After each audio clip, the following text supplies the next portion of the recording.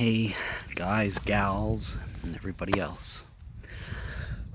This is going to be a long one-ish, so if you want something fast, go to shorts, click off. Not the greatest thing to say to your audience, but returning to the island is such a shock. It's like, it's so familiar. This is so familiar, yet, and it's beautiful. It's quiet. It's really quiet, but gosh, I went to Vegas for like 2 weeks, 2.5 weeks, and I really miss it. I miss the slot machines and the eating out at great places, great food. Now I'm back to canned food because the store closed on the island a month and a half ago. I do feel like this island is kind of the island of death because it's where I go to regress and get worse and gain some wisdom, gain some wisdom and humility. These beautiful things. But life is much slower paced here. And one way or another, I'm going to be back on the mainland.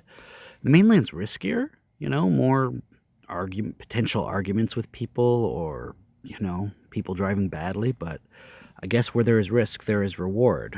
I mean, human beings sometimes flourish under competition, not all of us, but some of us. And just so much of life seems to me be like dependent, like system dependent things, like medications. So it's like, am I going to be dependent on XYZ medication for the rest of my life? Or am I going to try to, be a man, a real chud and grind through it? Like Jessica, who is not a man, who's grinding through it. And like, it makes me feel like, okay, yeah, I guess I could do it without, Adderall or Lexapro or blood pressure medications. Although I think my body might be worse off, at least for a couple of weeks. Holy shit, Tolly. This guy's dive bombed me. They're like, life's not so bad after all. Shut the fuck up, Haley Krauke. Yeah, I thought I'd have more to say, but I do miss the fast-paced life of the mainland, and I'll be going back to that. I just feel so out of place here. It's waiting for me. And I'm not going to be able to get off the island for a week or two, probably, unless I go on my own. So I guess I'm just having to realize that I'm going to have to take initiative and stick with things and smoke a hell of a lot less pot and drinking less is easier because there's no on the island anymore. So I got to just I'm very distracted by Fish Tank Season 5 lately, which is a good thing and a bad thing. It's a good thing because I have something to distract myself. It's bad because I guess I should be thinking about my life and my destiny. But I get anxiety thinking about calling doctors and stuff. But maybe that's part of the problem. Part of the problem is thinking too much in the future. Worrying about the future when you should just be happy for what you have now. But what I have now won't be in the future. Blah. It's different mindsets with people, who come to this island to retire. And it feels like, the person at the food bank is probably not doing too well, and I'm praying for him. If there is a Jesus, I hope.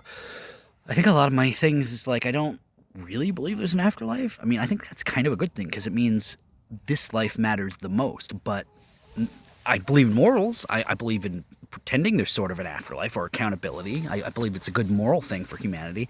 But I still pray to Jesus often, daily, or spirits, or Allah. Or, some people say you can't believe in both. Why the fuck not?